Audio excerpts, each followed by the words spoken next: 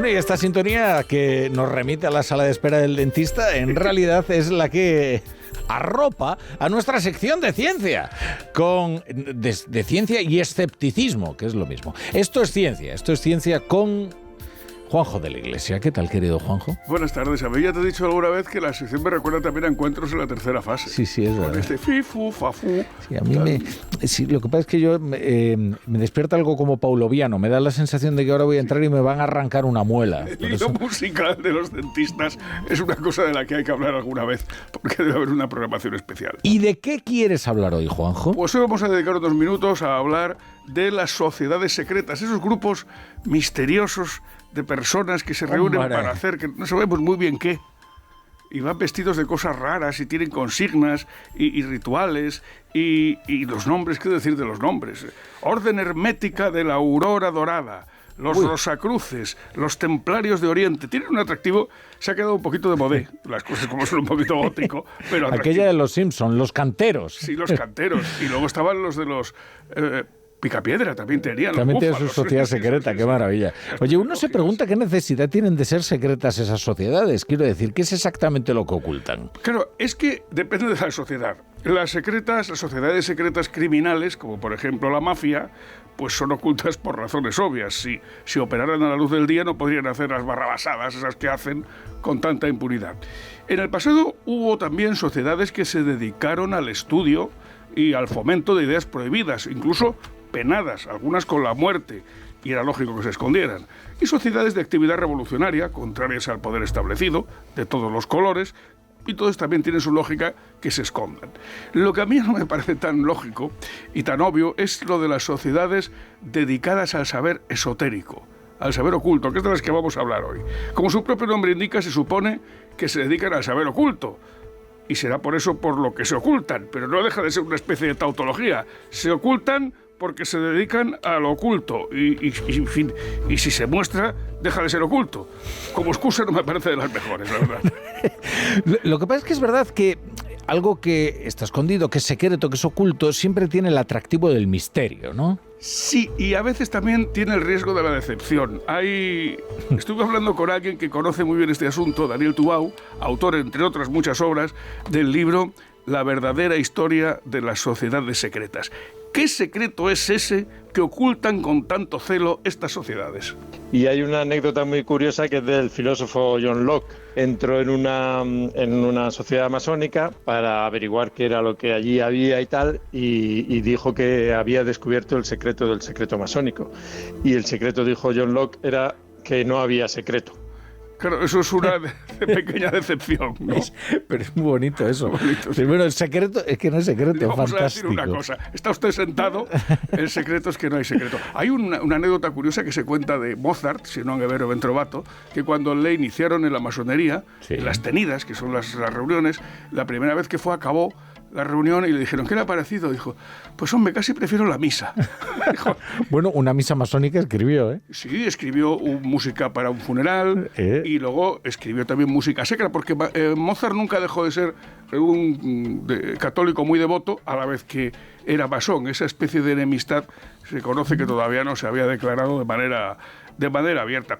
Lo que sí que pasa, suele ser una constante, es que en torno a las sociedades secretas es frecuente que pululen personajes que con el cuento del saber oculto y los ritos iniciáticos pues se queden con el santo y la limosna. Hay un trío por el que yo tengo especial predilección, que son los condes de Saint-Germain y Cagliostro y el famoso Giacomo Casanova. Hombre, Giacomo Casanova. Bueno, ¿eran aristócratas? No, que va. De Cagliostro sabemos que era pobre como las ratas de niño y que se dedicó a la estafa desde siempre, ¿no? Recorrió los cortes europeas, se hacía pasar por conde, se dedicaba al ocultismo, a la sanación, al espiritismo, decía que su esposa se encarnaba en la reina de Saba, o al revés, la reina de Saba en su esposa, y cosas así. De Saint-Germain no sabemos si en realidad era conde o se lo inventó. De hecho, no se sabe ni cómo se llamaba. Cambió de nombre alguna vez, pasó de ser conde a ser príncipe, el príncipe Ragozzi, y vaya a saber si fue, porque algún magnificado le estaba buscando por lo que cambiaba tanto de nombre, ¿no? El bueno de tal. También presumía de curar enfermedades milagrosamente y, ojo, de ser inmortal.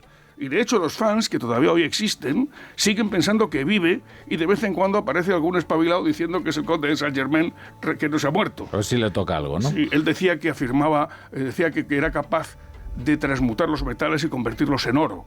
Un timo viejo como el mundo. Daniel Tubau nos cuenta, por cierto, que es lo que sí, lo que no entiendo es cómo alguien capaz de hacer eso lo cuenta. Ejecute, oiga, ejecute. Hágase usted, dice, no, deme usted un poco de plata que yo le hago oro. Claro. En fin, bueno, pues te decía que Daniel Tubau nos contó cómo fue el encuentro de los tres que te decía, que faltaba el tercero por mencionar. Casanova. ¿Cómo fue el encuentro de Casanova con la masonería y con estos dos elementos? Casanova, pues también caballero Rosacruz, ya dijo que él dice, fui iniciado en las sublimes naderías de la francmasonería. Por lo menos Casanova lo contó. Entonces, como lo contó, pues sabemos que era un farsante, un sinvergüenza. Él conoció a los dos, al supuesto conde de Saint-Germain, que había conocido a Jesucristo y a Pitágoras y tal, y a Cagliostro, ¿no? Y le intentaron engañar con un truco de convertir una moneda de plata en una moneda de oro y todo lo demás. Casanova no se dejó engañar porque sabía que eran farsantes como él, ¿no? Claro, es que esto es lo bonito, ¿no? Te vas a engañar tú a un farsante. Si yo os conozco. Es muy curioso porque además, claro, no pasa con los demás, pero Casanova escribió sus memorias y cuenta todas estas cosas y es muy divertido. Eso de las sublimes naderías de la francmasonería es muy gracioso. Yo en la lista de los charlatanes relacionados con el esoterismo, que es muy larga, es imposible mencionarlos a todos, tengo debilidad por Aleister Crowley, que era el que decía de sí mismo que era la bestia 666, el hombre más malvado de la humanidad. Comenta Tubau en su libro que decir que eres el hombre más malvado de la humanidad en el siglo de Pol Pot y de Stalin es un poco ingenuo. O muy pretencioso, ¿no? Muy pretencioso. Es verdad que ahora Aleister Crowley está viviendo un nuevo éxito editorial, un resurgir editorial, bueno, de gente que le gusta todas estas cosas del ocultismo, las sociedades secretas, y se compran ahí sus libros y tal. Es verdad. Tiene gracia lo de la bestia porque parece que la cosa viene de que de niño era insoportable y su madre le llamaba así, la bestia. Claro. Y ahí quedó como la bestia. Dijo, mira, que voy a ser la bestia. Y lo que pasa es que la madre estaba hasta el moño de él. Y luego tenemos a un personaje encantador, la rusa Madame Blavatsky, creadora de la Sociedad de la Teosofía, que afirmaba comunicarse con espíritus de otras dimensiones, pero por procedimientos un poco peculiares. Daniel Tubau. Madame Blavatsky se comunicaba con los etéreos, que estaban en otra dimensión, y se comunicaba a través de una cajita. Fíjate tú, los etéreos, que con todos los poderes que tienen, sin embargo, necesitan una cajita para la comunicación. Y en esa cajita pues iban mandando los mensajes entre Blavatsky y los etéreos, y alguna vez descubrieron el truco y vieron que ella misma metía el mensaje dentro de la caja, ¿no? Y ella se defendía y decía, bueno, a veces hay que ayudar un poco a los espíritus, ¿no? O sea, que ella misma pues reconocía que lo había hecho, pero bueno, que a veces los espíritus están un poco somnolientos. Oye, pero Blavatsky y los etéreos suena como un grupo de pop, ¿no? Sí, como Greta y los Garbo, más o menos. Sí. Cristina y los subterráneos, Blavatsky y los etéreos. Hay una cosa muy frecuente, que bueno, ya estamos con el tiempo un poco justo, pero te lo comento, que es la ininteligibilidad de todos los mensajes de estos señores. No se les entiende nada. Tú puedes comprar los libros de Crowley, los de Madame Blavatsky, se entiende un pimiento. Y claro, ¿para qué sirven las sociedades secretas también, sobre todo las que sacan dinerito? Pues para explicarte, para hacerte de intérpretes, previo pago de su importe y que entiendas aquello que han contado. Bueno, todo esto y más cosas está contado en el muy divertido e interesantísimo libro de Daniel Tubau, La verdadera historia de las sociedades secretas. Estaba en Editorial Alba, ahora hay una edición del autor que puede encontrarse muy fácilmente a través de Amazon, que además es una edición muy cuidada. Y yo es un libro que recomiendo porque aparte de divertido, es muy interesante, como casi todo lo que escribe Daniel Tubau, por otra parte. Y como tu sección, Gracias, Esto es Rafa. Ciencia, de Juanjo de la Iglesia, nada secreta, ¿eh? Aquí todo lo que ocurre está radiado, está radiado.